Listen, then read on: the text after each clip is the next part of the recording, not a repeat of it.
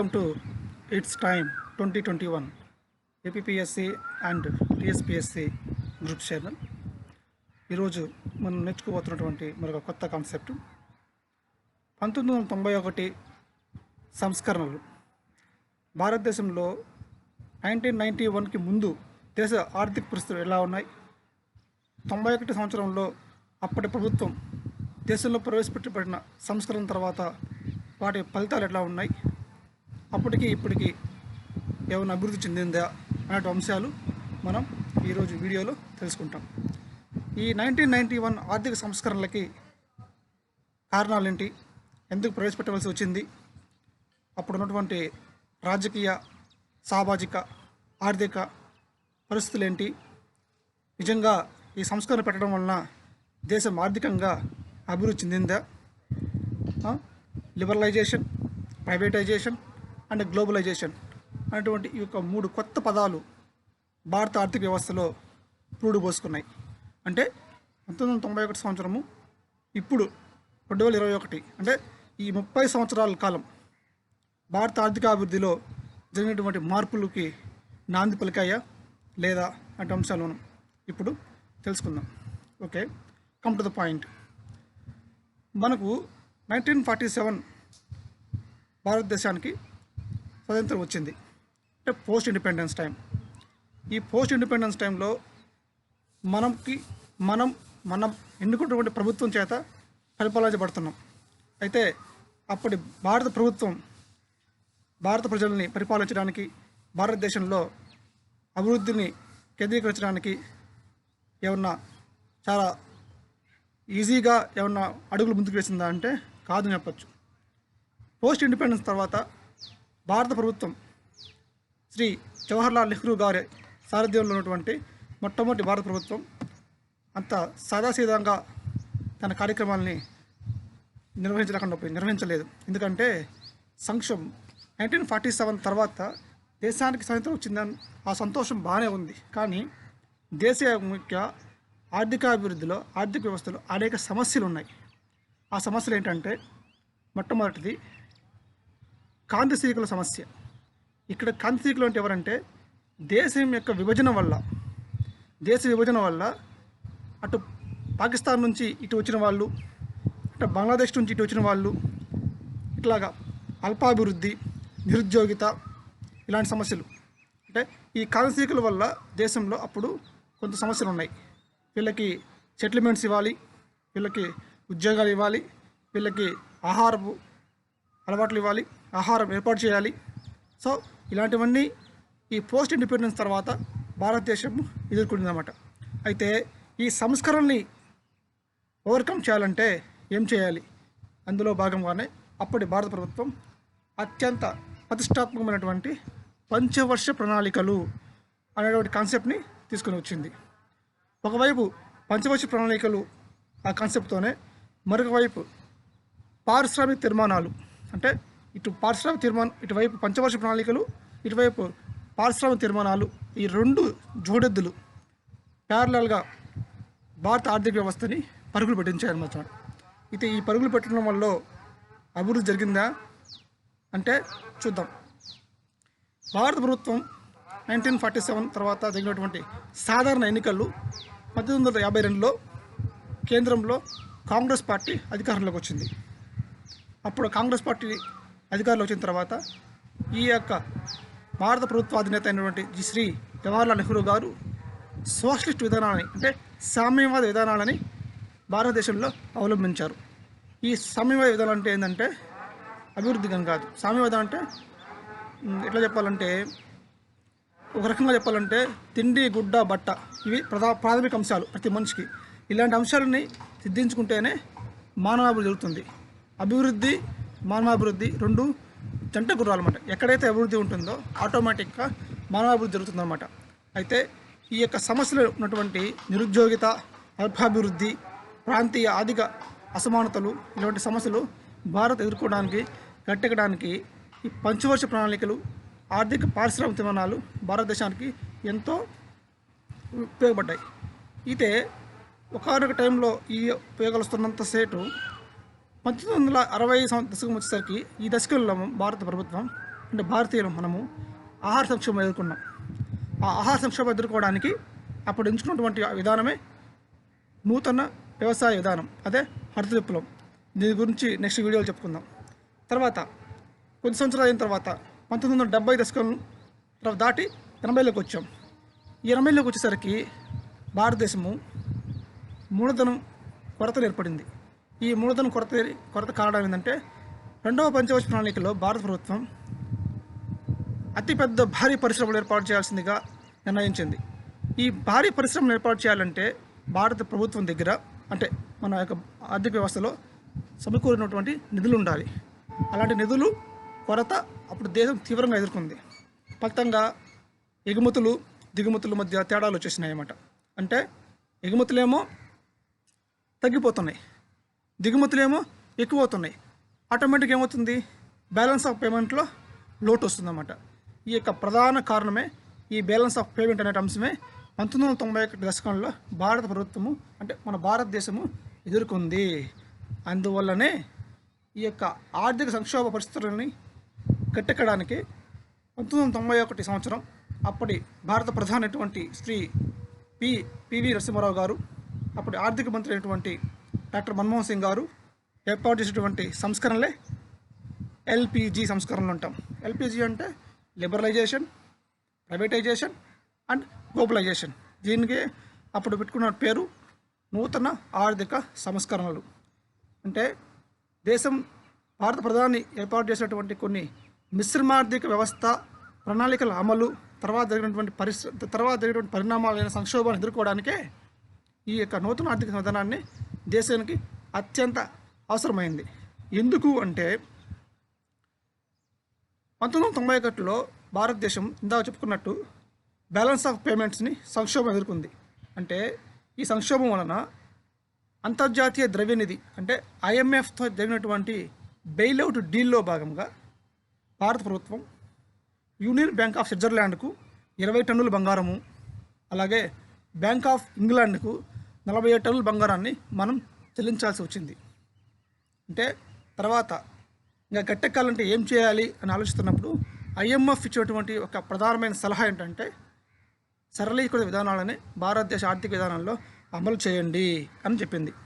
So IMF ఇచ్చిన guidelines ప్రకారము మన ప్రధానమంత్రి పివి నరసింహారావు గారు, ఆర్థిక మంత్రి డాక్టర్ మన్మోహన్ సింగ్ గారు సరళీకృత విధానాలను భారతదేశంలో పెట్టవలసిన అవసరం ఉంది.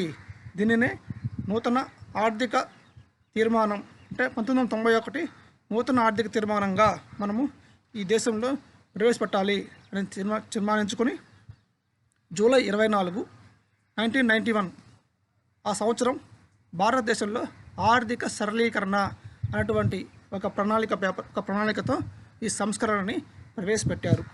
అయితే అసలు ఈ సంక్షోభం ఏంటి, బ్యాలెన్స్ ఆఫ్ పేమెంట్స్ వల్ల సమస్య ఎందుకు వచ్చింది అనే విషయాలకి మనం పరిశీలిద్దాం.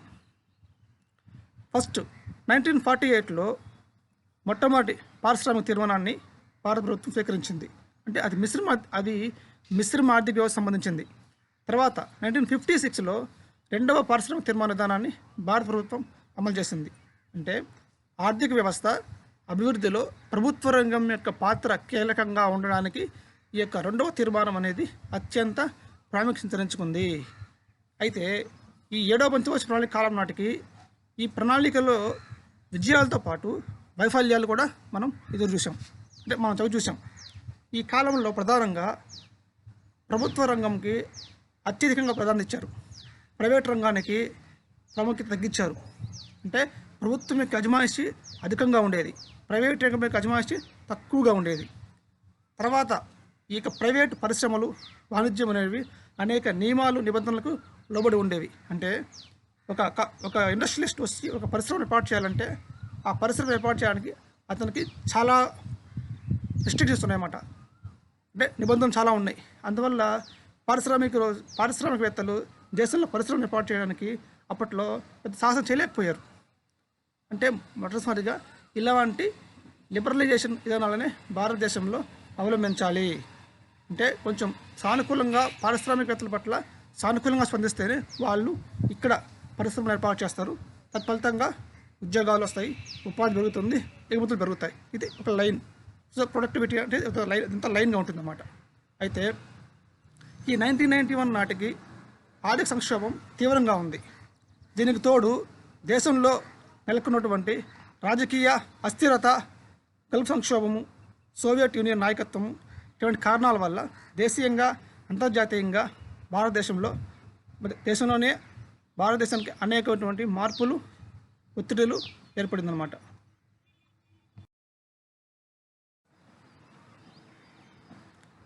మరి ఈ 1991 నాటికి ఆర్థిక సంక్షోభంలో ఉన్నటువంటి ప్రధాన కారణాలు ఏముంటాయంటే, మొట్టమొదటిది కోసే లోటు, రెండవది విదేశీ మారక చెల్లింపుల్లో లోటు, మూడవది తీవ్రమైన స్థాయిలో ఉన్నటువంటి ద్రవ్యోల్బణం. అంటే మొట్టమొదటిది ఫిస్కల్ డెఫిసిట్, రెండవది బ్యాలెన్స్ ఆఫ్ పేమెంట్ అంటే ఎక్స్చేంజెస్ అన్నమాట, మూడవది హై ఇన్ఫ్లేషన్. అంటే ఈ యొక్క కోసలోటు ఎట్లా ఉందంటే 1981-82 ఆర్థిక సంవత్సరంలో జీడిపిలో ఈ కోసలేటు 5.1% ఉంటే ఈ 1991 సంవత్సరంకి వచ్చేసరికి 7.8 పెరిగిపోయింది. అంటే 5.1, అంటే 1980 దశకంలో 5.1% ఉంటుంది, 5.1% ఉంటే 1990 వచ్చేసరికి ఈ యొక్క కోసలోటు 7.9 పెరిగిందనమాట. ఈ లోటును పూర్తి చేసేందుకు అప్పటి కేంద్ర ప్రభుత్వం దేశీయ రుణాలను ఇదే కాలంలో జీడిపిలో 49% తీసుకుందన్నమాట. అంటే దేశీయ అప్పు తీసుకుంది. అప్పు తీసుకున్నప్పుడు దాని మీద ఖచ్చితంగా వడ్డీ ఉంటుందిగా. ఈ వడ్డీ భారం కూడా 3.8 జరిగింది. అంటే అప్పట్లో 1980లో ఉన్నటువంటి జీడిపిలో రుణము 33% అయితే అది 1990 వచ్చేసరికి 49% పెరిగింది. అంటే సుమారుగా సగం పెరిగింది. అట్లాగే విధంగా వడ్డీ కూడా 2% నుంచి 3.8% పెరిగింది. చూడండి ఎంత తేడా ఉందో. ఇందువల్లే కోసలోటుల్లో సంక్షోభానికి కారణం ఏర్పడింది. మరి రెండవది విదేశీ మారక చెల్లింపుల్లో లోటు. ఇప్పుడు 1980 దశకంలో భారత కరెంటు ఖాతాలో లోటు $2.1 బిలియన్ ఉంటే అది 1990-91 ఆర్థిక సంవత్సరానికి $9.7 బిలియన్ చేరుకుంది. అంటే $2.1 బిలియన్ నుంచి ఈ లోటు $9.7 బిలియన్ పెరుగుతుంది. అంటే ఈ 10 ఇయర్స్లో అది జీడిపిలో 1980లో 1.35% అయితే 1990 సంవత్సరం వచ్చేసరికి జీడిపిలో 3.69% పెరిగిందనమాట. అంటే ఇదే కాలంలో విదేశీ రుణము జీడిపిలో 12% నుంచి 23% పెరిగింది. అంటే దాదాపు జీడిపిలో విదేశీ రుణము డబుల్ అయిందనమాట. చూడండి ఎంత తేడా ఉందో.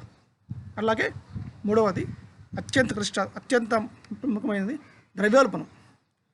1980 దశకంలో సగటున 6.7% ఉన్నటువంటి భారత ద్రవ్యోల్బణము 1990-91 ఈ ఆర్థిక సంవత్సరం వచ్చేసరికి 10.3 పెరిగింది. అంటే 6.7 నుంచి 10.3 పెరిగింది. అంటే దాదాపు వేరియేషన్ 3% ఉంది. దీన్ని బట్టి చెప్పొచ్చు అనమాట. అంటే ఈ మూడు అంశాలు, కోసలోటు, విదేశీ మారక చెల్లింపుల లోటు, ద్రవ్యోల్బణం లోటు, ఈ మూడు అంశాలు ఈ 1991 సంవత్సరం వచ్చేసరికి భారత ఆర్థిక వ్యవస్థలో తీవ్రమైనటువంటి సంక్షోభం చూపించాయి. ఈ సంక్షోభాన్ని గట్టెక్కాలంటే ఏం చేయాలి అంటే అప్పుడు IMF, ఇందాక మనం చెప్పుకున్నట్టు IMF ఇచ్చినటువంటి సలహా ఏంటంటే భారత ఆర్థిక వ్యవస్థలో సరళీకరణ విధానాలనే ప్రవేశపెట్టాలి అని చెప్పింది. అంటే IMF ఇచ్చే సలహా ఏంటంటే అది. ఒక విషయం చెప్తాను, ఇది నా పర్సనల్ ఒపీనియన్. భారతదేశంలో ఉన్న భారత ప్రజల్లో కొద్దిమంది రిచ్ పర్సన్స్ ఉన్నారు. అంటే కొంతమంది ధనికులు ఉన్నారు, కొంతమంది పేదలు ఉన్నారు. మధ్యలో ఉండేది ఎవరంటే మధ్యస్థులు. అంటే ధనికుల వలన సమస్య లేదు, పేదవారి వలన సమస్య లేదు. ఈ మధ్యలో ఉన్న పీపుల్ ఉన్నారు చూసారు, అంటే మిడిల్ క్లాస్ పీపుల్. ఈ మిడిల్ క్లాస్ పీపుల్ వీళ్ళ యొక్క జీవన పరిస్థితులు ఆస్తి మూరెడు ఆశ బారెడు అనేటువంటి స్థాయిలో ఉండడం వల్ల, అంటే 10 రూపాయలు ఆదాయం ఉంటే 9 రూపాయలు ఖర్చు పెట్టుకోవాలి, 1 రూపాయి సేవ్ చేసుకోవాలి. కానీ ఈ మిడిల్ క్లాస్ పీపుల్ వీళ్ళ యొక్క ఆలోచన విధానము 10 రూపాయలు ఆదాయం ఉంటే వీళ్ళ ఆలోచనలు 11 రూపాయలు ఖర్చు ఉంటాయి అన్నమాట. అంటే ఆదాయానికి మించిన ఖర్చులు వీళ్ళ యొక్క మైండ్ సెట్. భారతీయులు ఈ యొక్క మైండ్ సెట్ మార్చుకుంటేనే భారత ఆర్థిక వ్యవస్థ గట్టెక్కుతుంది అనేసి నా సొంత అభిప్రాయం. ఓకేనా? Okay, let's come to the point. దేశంలో ఏర్పడినటువంటి ఈ ఆర్థిక పరిస్థితులను ఎదుర్కొనేందుకు అప్పటి ప్రధానమంత్రి గారు దేశంలో నూతన ఆర్థిక విధానాన్ని ప్రవేశపెట్టారని చెప్పుకున్నాం. అయితే ఈ ఆర్థిక విధానాలకి అప్పుడు ప్రభుత్వం వారు ఎంచుకున్నటువంటి ప్రధాన అంశం ఎల్పిజి. చెప్పాను కదా నాకే, లిబరలైజేషన్, ప్రైవేటైజేషన్ అండ్ గ్లోబలైజేషన్. అయితే ఈ సంస్కరణల యొక్క ప్రధాన లక్ష్యాలు ఏంటి? Very very important. ఈ యొక్క సంస్కరణల ప్రధాన లక్ష్యాలు మొత్తము ఇప్పుడు చెప్పుకుందాం. మొట్టమొదటిది ఏంటంటే పారిశ్రామిక రంగంలో పోటీ పెంచడం. రెండవది ప్రభుత్వం యొక్క అజమాయిషీని తగ్గించి ప్రైవేటు వారికి అవకాశాలు ఇవ్వడం. మూడవది ఆర్థికాభివృద్ధి రేటును పెంచడం. నాలుగవది ఇంతగా మనం అనుకున్నట్టు కోసలోటు ఉంది కదా, ఆ కోసలోటును తగ్గించడం. నెక్స్ట్ పాయింట్ ఆదాయము పేదరికం యొక్క అసమానతలను తగ్గించడం. నెక్స్ట్ విదేశీ ప్రత్యక్ష పెట్టుబడులను ప్రోత్సహించడం. వెరీ వెరీ ఇంపార్టెంట్, అంటే ఎఫ్డిఐలు. తర్వాత విదేశీ చెల్లింపుల్లో ఉన్నటువంటి లోటును తగ్గించడం. తర్వాత ప్రభుత్వ రంగం యొక్క సామర్థ్యాన్ని పెంచడం. Very very important. తర్వాత ఉపాధి సౌకర్యాలను పెంచి సంపూర్ణ ఉద్యోగతను సాధించడమే. అంటే demand, where there is a demand there will be a supply. అటువంటి ఆ డైరెక్షన్లో ఈ యొక్క ఆర్థిక సంస్కరణని రూపొందించారనమాట. అయితే ఈ ఆర్థిక సంస్కరణలు ఏమన్నా మనకు ఫలితాలు ఇచ్చాయా అంటే చూడాలి, అంటే కుదరదు. ఎందుకంటే 1991లో పెట్టిన సంస్కరణలు ఇప్పుడు మనం 2021లో ఉన్నాం. 30 ఏళ్ళు అయింది. ఈ 30 ఏళ్ళలో ఏమైనా మార్పులు వచ్చాయా లేదా అనే విషయం మనం పరిశీలించాల్సిన అవసరం ఉంది. అయితే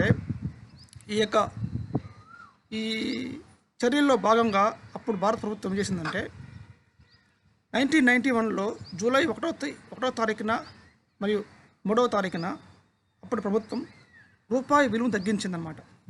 2 సార్లుగా రూపాయి విలువలో 20% తగ్గింపు ప్రకటించింది. ఫలితంగా రూపాయి విలువ $19.64 నుంచి $31.2 తగ్గించింది. అంటే ఇది చాలా ఆర్థికంగా పెద్ద సాహసం చేసినట్టు లెక్క. ఈ సాహసానికి అప్పుడు ప్రధాని పివితో పాటు ఆర్థిక మంత్రి డాక్టర్ మన్మోహన్ సింగ్ గారితో పాటు మరొక ముఖ్యమైన వ్యక్తి ఉన్నారు. ఆయనే reserve bank governor yes Venkatraman. ఈ ముగ్గురు త్రయం కలిసి తీసుకున్నటువంటి అత్యంత ప్రతిష్టాత్మకమైన సాహసోపేతమైన నిర్ణయమే ఇది. దీంతో ఆర్థిక సంస్కరణలకి మొట్టమొదటి అంకురార్పణ ఇక్కడ జరిగింది. అంటే రూపాయి విలువ తగ్గితే విదేశాల్లో మన ఎగుమతుల ధరలు తగ్గి వాటికి డిమాండ్ ఏర్పడి మన ఆదాయం పెరుగుతుంది. మరోవైపు మన దేశం దిగుమతి చేసుకున్నటువంటి ఆ దిగుమతుల ధరలు పెరిగి వాటికి డిమాండ్ తగ్గి చెల్లింపులు తగ్గిపోతాయి. ఫలితంగా మన విదేశీ వాణిజ్యంలో లోటు విస్పష్టంగా తగ్గిపోతుంది. విదేశీ మారక ద్రవ్యం పెరుగుతుంది. కాబట్టి రూపాయి విలువ తగ్గింపు అనేది అత్యవసరమైనటువంటి ఆపరేషన్ లాంటిది అనేసి అప్పుడు ఈ త్రయం ఎవరంటే పివి గారు, doctor Manmohan Singh and reserve bank governor yes Venkatraman, ఈ యొక్క త్రిమూర్తులు తీసుకున్నటువంటి సాహసోపేత నిర్ణయమే అది. అయితే అంతవరకు బాగానే ఉంది. ఈ లిబరలైజేషను, ప్రైవేటైజేషన్, గ్లోబలైజేషన్ అంటే ఏమిటి? ఇది ఒక కొత్త కాన్సెప్ట్ అనమాట. అప్పుడు ఇందులో భాగంగా ఫస్ట్ తీసుకుందాం. లిబరలైజేషన్ అంటే సర్దుబాటు చర్యలు, ఆర్థిక విధానాలని సరళీకరణ అంటే ఏంటి? కొంచెం చూసిచున్నట్టుగా వ్యవహరించడం అన్నమాట. అంటే ప్రభుత్వం యొక్క అజమాయిషీని కొంత స్థాయి వరకే ఉంచి మిగతా అంటే 10% అంటే 50% ప్రభుత్వ అజమాయిషీలో ఉంచి ప్రభుత్వం యొక్క స్థాయి నుంచి మిగతా 50% ప్రైవేట్గా అప్పగించాలి. ఈ ప్రైవేట్ రంగానికి అప్పగించి ఆటోమేటిక్గా పోటీ పెరుగుతుంది అనేటువంటి కాన్సెప్ట్ ఇప్పుడు తీసుకున్నారు. అందులో భాగంగానే చాలా ప్రతిష్టాత్మక మార్పుల్ని భారత ప్రభుత్వం అమలు చేసింది. అవి ఏంటి అంటే మొట్టమొదటిది లిబరలైజేషన్, అంటే ఆర్థిక సరళీకరణ. అంటే చెప్పాము కదా, దీనిలో ఉన్నటువంటి ఎంఆర్టీపీ యాక్ట్ అని ఫస్ట్ పాయింట్. ఎంఆర్టీపీ అని చట్టం ఉంది. ఎంఆర్టీపీ యాక్ట్ని రద్దు చేయడం. ఎందుకంటే కొన్ని రకాల వస్తువులు మినహా మిగిలిన అన్ని వస్తువుల ఉత్పత్తులకు లైసెన్సింగ్ విధానాన్ని రద్దు చేశారు. అంటే ప్రభుత్వ రంగంలో ఉన్నటువంటి పరిశ్రమలు అప్పుడు 17 ఉంటే ఆ 17 పరిశ్రమల్ని మూడిటికి 3 పరిశ్రమలకు మాత్రమే తగ్గించారన్నమాట. అంటే రిస్ట్రిక్షన్ చేశారన్నమాట. అంటే ఈ యొక్క ప్రభుత్వ ఆధ్వర్యంలో 3 మాత్రమే ఉండాలి. మిగిలినటువంటి యొక్క వస్తువుల ఉత్పత్తిలో ప్రైవేట్ వారికి కూడా అవకాశం ఇవ్వాలి అనేటువంటి చేసిన అంశమే ఈ యొక్క లిబరలైజేషన్ అన్నమాట. అదేవిధంగా మరి ఈ లిబరలైజేషన్ అనేది ఏమన్నా విజయవంతమైందా అంటే ఖచ్చితంగా విజయవంతమైంది చెప్పచ్చు. ఏ విధంగా అనే విషయం తీసుకుంటే లిబరలైజేషన్లో భాగంగా అప్పుడు కొన్ని చట్టాలను అప్పుడు ఏదైతే ఆర్థిక వ్యవస్థకి ఇబ్బందికరంగా ఉన్నాయో ఆ చట్టాలని రిస్ట్రిక్ట్ చేశారన్నమాట. అంటే ప్రభుత్వం నుంచి తప్పనిసరిగా అనుమతులు తీసుకోవాల్సిన పరిశ్రమల సంఖ్యను భారీగా కుదించారు. ఉదాహరణకి మద్యపానం, సిగరెట్లు, పారిశ్రామిక పేలుడు పదార్థాలు, కెమికల్స్ లాంటివి వీటికి ఖచ్చితంగా లైసెన్స్ తీసుకోవాల్సిన అవసరం ఉండేది. దీన్ని కొంచెం తగ్గించారన్నమాట. అలాగే పరిశ్రమల యొక్క ఆస్తులపైన 100 కోట్ల రూపాయల వరకు పరిమితులు ఉంటే ఆ పరిమితులను ఎత్తివేశారు. అలాగే నరసింహం కమిటీ సూచన మేరకు తమ లావాదేవీల్లో వడ్డీలు నిర్ణయించే అధికారం బ్యాంకులు కల్పించారు. ఆర్బీఐ యొక్క నియంత్రణని కొంచెం తగ్గించారన్నమాట. అందులో భాగంగానే ప్రైవేట్ బ్యాంకులు కూడా దేశం యొక్క ఆర్థిక విపణిలోకి వచ్చాయి. మీరు చూస్తూ ఉంటారు, యాక్సిస్ బ్యాంకు, యూటీఐ బ్యాంకు, ఇవన్నీ ఈ సంస్కరణల ఫలితంగా వచ్చినవి. అలాగే పన్ను సంస్కరణ కూడా చేశారన్నమాట. ఈ పన్ను సంస్కరణలు ఏంటంటే రాజా చల్లయ్య కమిటీ సిఫార్సు ప్రకారం పన్నుల వ్యవస్థ సరళీకరించారు. ఆదాయ పన్ను, కార్పొరేట్ పన్ను తగ్గించారు. ఇక్కడ ఒక విషయం గమనించాలి. కార్పొరేట్ పన్ను ఉదాహరణకి హైదరాబాద్ తీసుకుందాం. హైదరాబాద్ వల్ల తెలంగాణ ప్రభుత్వానికి వస్తున్నటువంటి పన్నులో మెజారిటీ వాటా ఈ కార్పొరేట్ ట్యాక్స్ ద్వారా వస్తుంది. అంటే హైదరాబాద్ చుట్టూలో ఉన్నటువంటి పరిశ్రమలు తమ ఆదాయం కార్పొరేట్ ట్యాక్స్ని గవర్నమెంట్కి బదిలీ చేస్తాయి. అంటే మెజారిటీ ఈ పన్ను ఉంది కదా, కార్పొరేట్ పన్ను, ఈ కార్పొరేట్ పన్ను వాటా ఎక్కువగా ఉంది హైదరాబాద్కి, కాబట్టి డెవలప్మెంట్ ఎక్కువగా ఉంటుంది. అంటే ఈ కార్పొరేట్ పన్నుని అప్పుడు తగ్గించారు. ఎందుకు తగ్గించారు అంటే గవర్నమెంట్కి పన్ను అనేది 100 రూపాయల పన్ను ఉంటే పారిశ్రామికవేత్తలు ఇష్టపడరు, పరిశ్రమలు పెట్టడానికి సుముఖంగా ఉండరు. అదే ఆ 100 రూపాయల నుంచి 80 తగ్గించామనుకోండి, కొంచెం తగ్గుతారన్నమాట. అంటే కొంచెం సుముఖంగా వచ్చి పారిశ్రామికవేత్తలు పరిశ్రమను ఏర్పాటు చేస్తారు. అంటే అప్పుడు ఉన్నటువంటి పరిస్థితి ప్రకారము ఒక తగ్గింపులు ఇచ్చారు. తర్వాత బడ్జెట్లో మార్పులు తీసుకొచ్చారు. అంటే అప్పుడు సుఖ్మయ్ చక్రవర్తి అనే కమిటీ సూచనల ప్రకారము బడ్జెట్లో లోటు బదులు విత్త లోటుని ప్రవేశపెట్టారు. అలాగే చిన్న తరహా పరిశ్రమల పెట్టుబడుల పరిమితులను 1 కోటి రూపాయలకు పెంచి వాటి సామర్థ్యాన్ని కూడా మెరుగుపరుచుకునే అవకాశాన్ని అప్పుడు ఇచ్చారన్నమాట. ఈ విధానాలన్నీ చెప్పుకున్న విధానాలు ఉన్నాయి కదా, ఇవన్నీ ఎల్పిజి పాలసీ అంటే నూతన ఆర్థిక విధాన పాలసీలో భాగంగా లిబరలైజేషన్ అంశాలు. రెండవది ప్రైవేటీకరణ. ఇక్కడ ఇందాక మనకు అనుకున్నట్టే వ్యవస్థలో ప్రభుత్వ రంగం యొక్క పరిధిని తగ్గించి ఆ మేరకు అనుమతి ఇచ్చినటువంటి కొన్ని రంగాల్లో ప్రైవేటు యొక్క భాగస్వామ్యాన్ని చొప్పించడం, ఈ యొక్క ప్రధాన అంశమే ఈ ప్రైవేటీకరణ అంటాం. ప్రభుత్వ రంగానికి కేటాయించిన పరిశ్రమల సంఖ్యను తగ్గించడం వల్ల వాటిని ఇందా చెప్పుకున్నట్టు పరిమితం చేశారన్నమాట. రైల్వేలు, అణుశక్తి మినహా మిగిలిన కొన్ని పరిశ్రమల్లో సులభంగా ఎవరైనా ప్రైవేటు వ్యక్తులు కావచ్చు, సంస్థలు కావచ్చు, తమ యొక్క పెట్టుబడులను పెట్టవచ్చు. ఇప్పటికే ఉన్న ప్రభుత్వ సంస్థల్లో పెట్టుబడులు నిర్దిష్ట శాతం మేర వెనక్కి తీసుకుంటారన్నమాట. దీన్ని పెట్టుబడుల ఉపసంహారం అని కూడా అంటాం. ఇప్పుడు ఆల్రెడీ మనం చూస్తున్నాం కదా, విశాఖ ఉక్కు కర్మాగారాన్ని, విశాఖ స్టీల్ని ప్రైవేటీకరణ చేస్తూ ఉంటున్నారు. అందులో బాగా ఇలాంటి అంశాలు ఉంటాయి. అంటే సంస్థ నష్టాల్లో ఉన్నప్పుడు ఆ నష్టాల్లో ఉన్నటువంటి ఆ సంస్థ నష్టాలని చూపించి దీన్ని మేము ప్రైవేటీకరణ చేస్తున్నాము అని ఎవరన్నా కొనుక్కోవచ్చు అనేసి ఓపెన్ డీల్కి పోవడం. అంటే నష్టాల్లోని కట్టెక్కించడానికి ప్రభుత్వం ఎంచుకున్న మార్గమే ఈ యొక్క పెట్టుబడి ఉపసంహరణ.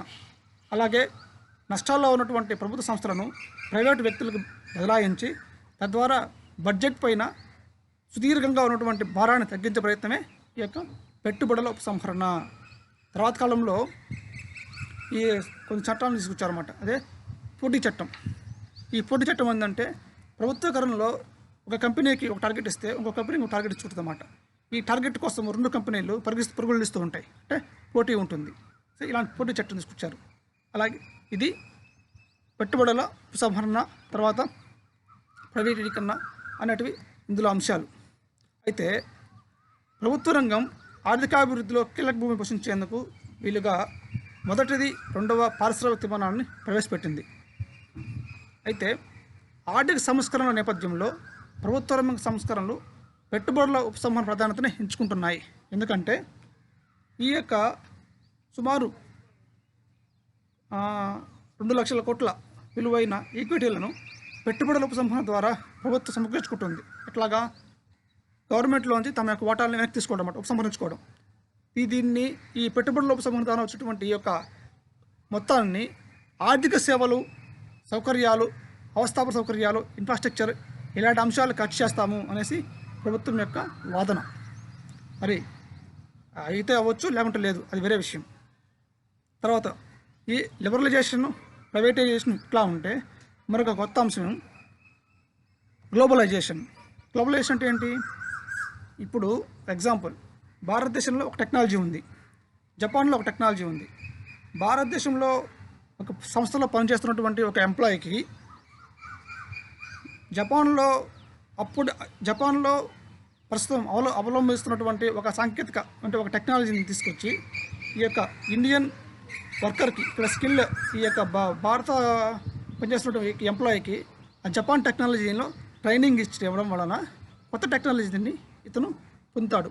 తత్ఫలితంగా మెరుగైనటువంటి ఫలితాలు వస్తాయి. అంటే టెక్నాలజీ అప్గ్రేడేషన్ అంటాం. భారత ఈ యొక్క ఉపాధి రంగంలో ఉన్నటువంటి అభ్యర్థులు కావచ్చు, ఉద్యోగార్థులకి ఒక కొత్త సాంకేతిక పరిచయం చేయడమే ఈ యొక్క ప్రపంచీకరణ. అయితే ఈ 1991 నాటికి అంటే 1991 సంవత్సరం నాటికి ప్రపంచీకరణ అనేది చాలా చిన్న పదం, చాలామందికి తెలియదు. పెట్టుబడిదారీ దేశాలు, ప్రపంచ బ్యాంకు, అక్కడి ఆర్థికవేత్తలు ఇలాంటి సమస్యలకే పరిష్కారంగా ప్రతిపాదించే అంశమే ఈ ప్రపంచీకరణ అంటాం. ఆర్థిక, వ్యాపార, వాణిజ్య లావాదేవీల్లో ఎటువంటి అడ్డంకులు లేకుండా ఒక దేశం ఇతర దేశాలతో దగ్గర సంబంధం కలిగి ఉండడమే ఈ ప్రపంచీకరణ. తద్వారా ఏమవుతుందంటే ఇక్కడ ఏ మార్కెట్ ఉంటుందో ఇదే రకమైన మార్కెట్ తీసుకెళ్ళి ఆ దేశంలో ప్రవేశపెట్టచ్చు, ఆ దేశంలో ఉన్నటువంటి మార్కెట్ తీసుకొచ్చి ఇక్కడ ప్రవేశపెట్టచ్చు. అంటే ఈ గ్లోబలైజేషన్ వల్ల అంతే ప్రపంచం అంతా ఒక కుగ్రామం అయిపోయింది. అందులో ఒక చిన్న విమర్శ కూడా ఉంది. ఇప్పుడు మనం చూస్తున్నటువంటి ఈ యొక్క COVID-19 ఈ యొక్క సంక్షోభం కూడా ఈ ప్రపంచీకరణ మూలమే. ఈ గ్లోబలైజేషన్ కారణంగా మన దేశంలో ఉన్నటువంటి ఉద్యోగస్తులు చైనాకు పోయి ఉన్నారు, మరొక దేశానికి పోయారు. అందువల్ల ఈ చైనాలో పుట్టినటువంటి ఈ వైరస్ సంథింగ్ అట్లా ఈ గ్లోబలైజేషన్లో భాగంగా ఇట్లా మన దేశం కూడా వచ్చింది అనుకోవచ్చు. అంటే అప్పుడు ప్రభుత్వం ఇన్ని ఊహించి ఉండదులేండి, అది వేరే విషయం.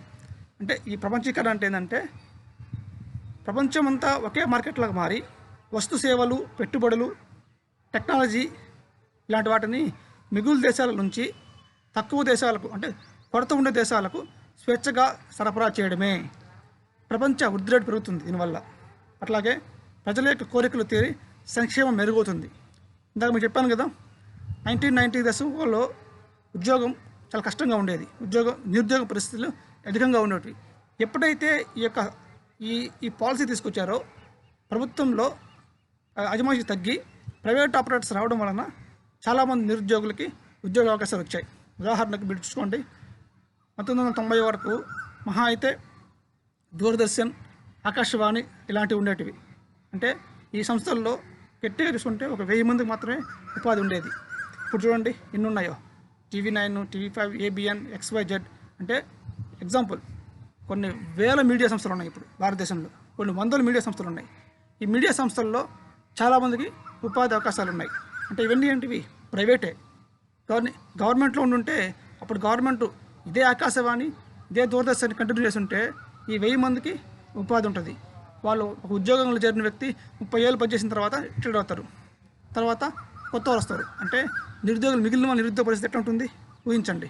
అంటే గవర్నమెంట్ స్థాయిలోనే ప్రైవేట్ స్థాయి పెంచడం వలన ఆటోమేటిక్గా వీళ్ళు సమానంగా నిరుద్యోగ అవకాశాలు పోయి ఈ నిరుద్యోగులకి ఉద్యోగ అవకాశాలు కల్పించడంలో ఈ ప్రైవేట్ రంగము మంచి భాగస్వామ్యం పొందింది.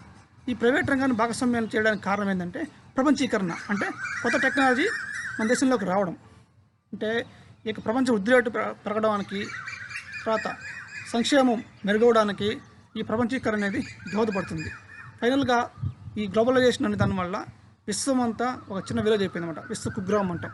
ఇదే యొక్క ఈ గ్లోబలైజేషన్ యొక్క దీర్ఘకాల లక్ష్యం. ఈ నేపథ్యంలోనే మన దేశం కూడా ప్రపంచీకరణలో భాగం కావడానికి పలు చర్యలు చేపట్టింది. అవి ఏంటి అంటే సుంకాలు, అంటే పన్నులు. మన దేశానికి వచ్చేటువంటి దిగుమతులు, మన దేశం నుంచి పోయేటువంటి ఎగుమతులు, ఈ ఉన్నటువంటి సుంకాలని అప్పటి స్థాయి తగ్గించారనమాట. అంటే దిగుమతులపైన వేసే సుంకాన్ని 300%, అందులో సగాన్ని తగ్గించారు. అంటే 300 నుంచి 150% తగ్గించారు. ఇది దిగుమతి సుంకాలు. అలాగే మూలధనం, మాధ్యమిక వస్తువుల దిగుమతులపైన ఉన్నటువంటి ఆంక్షలు తొలగించారు. రెండవది, అత్యంత సాంకేతికపరమైన అంశాల్లో ఈ పరిశ్రమల్లో ఎటువంటి అనుమతి లేకుండా 51%, అంటే 50% మించి, సగానికి మించి విదేశీ పెట్టుబడులని ఆహ్వానించారు. ఈ ఎఫ్డిఐలు, ఫారెన్ డైరెక్ట్ ఇన్వెస్ట్మెంట్ గురించి మనం నెక్స్ట్ వీడియో తెలుసుకుందాము. అలాగే ప్రపంచ వాణిజ్య సంస్థలో భారత్ సభ్యదేశమైంది. ఇది ఈ గ్లోబలైజేషన్లో భాగంగా. తర్వాత విదేశీ పెట్టుబడులతో పాటుగా స్వదేశంలో ఉన్నటువంటి పెట్టుబడులను కూడా ఆహ్వానించారు. అంటే సంస్థాగతంగా ఉన్నటువంటి పెట్టుబడులను కూడా ఆహ్వానించారు. మూలధన మార్కెట్లో మార్పులు తెచ్చి స్టాక్ మార్కెట్ని మరింత చురుకుగా పనిచేసేలా సెబీ ఏర్పాటు చేశారు. అంతేకాకుండా ఈ సెబీకి అటానమస్ స్టేటస్ ఇచ్చారు. అదేవిధంగా ఆర్బీఐ మీద నియంత్రణ లేకుండా, అంటే కరెంటు ఖాతాలో జరిగేటువంటి లావాదేవీలకు రూపాయి పూర్తి కన్వర్టబిలిటీ కల్పించి మన దేశము ఇతర దేశాల మధ్య ఆర్థిక లావాదేవీలు సులభంగా, వేగంగా జరిగేలా చూశారన్నమాట.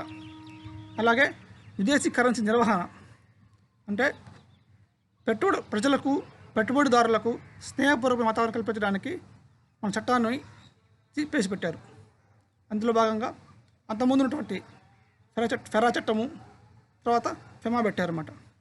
ఈ యొక్క సంస్కరణలో భాగంగా చేసినటువంటి అత్యంత ప్రతిష్టాత్మక చట్టం ఏంటంటే ఎఫ్ఆర్బిఎం యాక్ట్. ఈ ఎఫ్ఆర్బిఎం యాక్ట్ ఎప్పుడైతే పెట్టారో అప్పుడు ఈ కేంద్రము రాష్ట్రాలకి ఉన్నటువంటి బడ్జెట్లో చేసేటువంటి ఖర్చు పైన ఒక పరిమితి విధించారన్నమాట ఎఫ్ఆర్బిఎం ద్వారా. ఈ అంశాలు మనం నెక్స్ట్ వీడియో చూసుకుందాం. ఎఫ్ఆర్బిఎం అంటే ఏందని.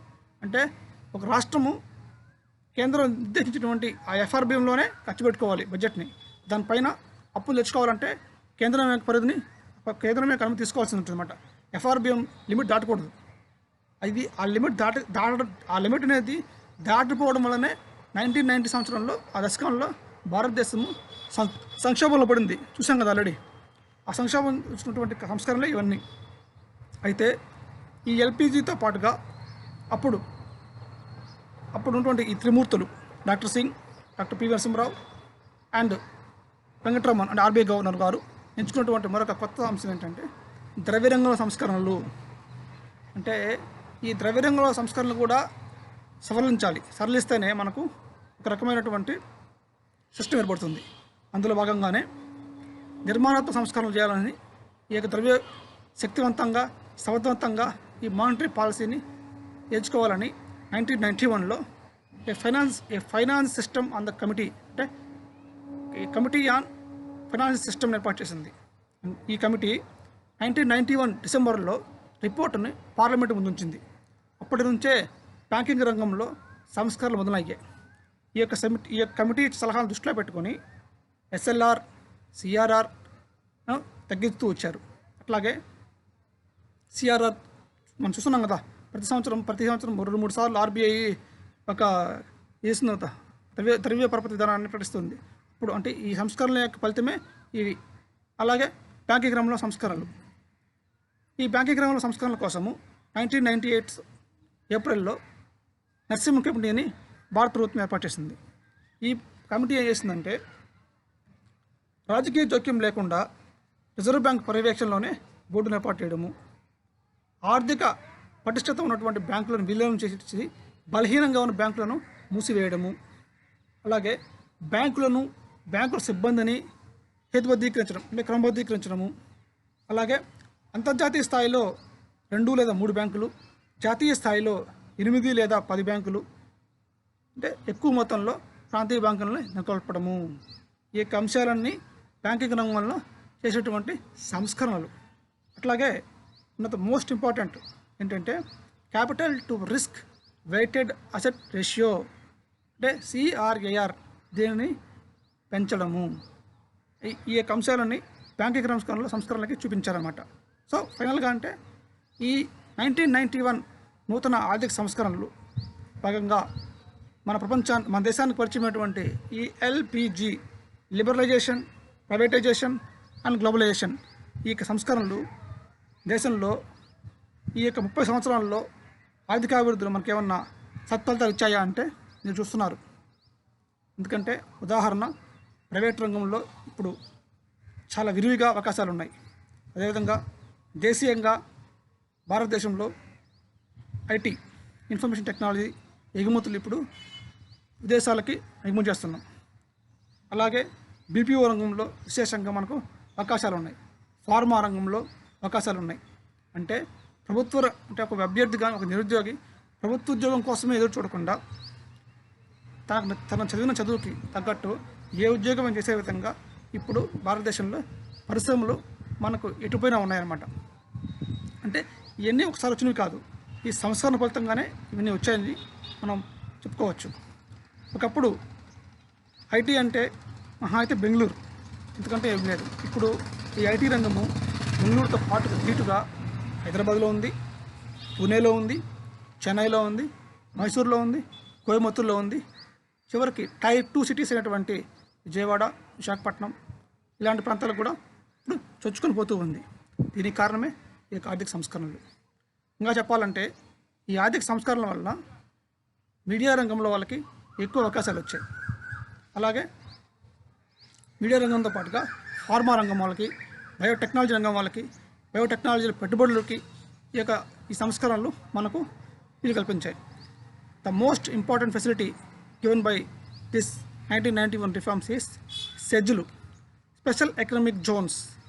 స్పెషల్ ఎకనామిక్ జోన్స్ అనే వాటిని మన భారతదేశంలో ఉన్నటువంటి యొక్క సీషోర్ అంటే సముద్ర తీర ప్రాంతం ఉన్నటువంటి గుజరాత్ నుంచి ఇటు సైడు వెస్ట్ బెంగాల్ వరకు ఉన్నటువంటి ఈ తీర ప్రాంతంలో ఉన్నటువంటి ఈ ఏరియాని మొత్తము కొంచెం ప్రత్యేకమైన ప్రాంతాలుగా విధించి సెజ్ల కింద కేటాయించారన్నమాట.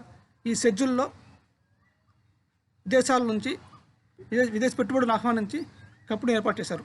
ఈ ఫ్యాక్టరీస్ ఈ కంపెనీలు ఏర్పాటు చేయడం వల్ల ఒకవైపు ప్రభుత్వానికి కార్పొరేట్ ట్యాక్స్ వస్తుంది, మరొక వైపు ఆ ప్రాంతంలో ఉన్నటువంటి ఉద్యోగార్థులకి ప్రత్యక్షంగా మరియు పరోక్షంగా ఉపాధి అవకాశాలు లభిస్తున్నాయి. అంటే సెజ్లకి ఆస్కారం పొందేటువంటి అవకాశాలే ఈ సంస్కరణలు చెప్పచ్చు.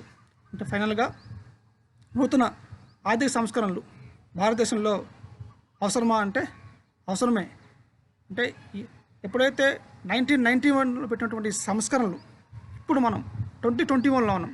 ఈ 30 ఏళ్లలో అత్యధికంగా ఆదర్శవంతమైన లక్ష్యాలు అప్పుడు ఆ త్రిమూర్తులు ఎంచుకున్నటువంటి ఆ లక్ష్యాలని ఖచ్చితంగా సాధించాయని చెప్పడంలో ఏమాత్రం సందేహం లేదు. ఉదాహరణ మనం చూస్తూనే ఉన్నాం, మన ముందు కనిపిస్తూ ఉన్నాయి. అంటే ఈ 1991 సంస్కరణలు అనేది భారత ఆర్థిక వ్యవస్థకి ఒక పుష్ లాంటివి అనేసి మనం విస్పష్టంగా చెప్పవచ్చు. ఇంతటితో ఈ వీడియోని ముగిస్తున్నాం. Thanks for cooperation. మరిన్ని వీడియోస్ కోసము please subscribe it's time 2021 APPSC TSPSC groups channel. Thank you very much.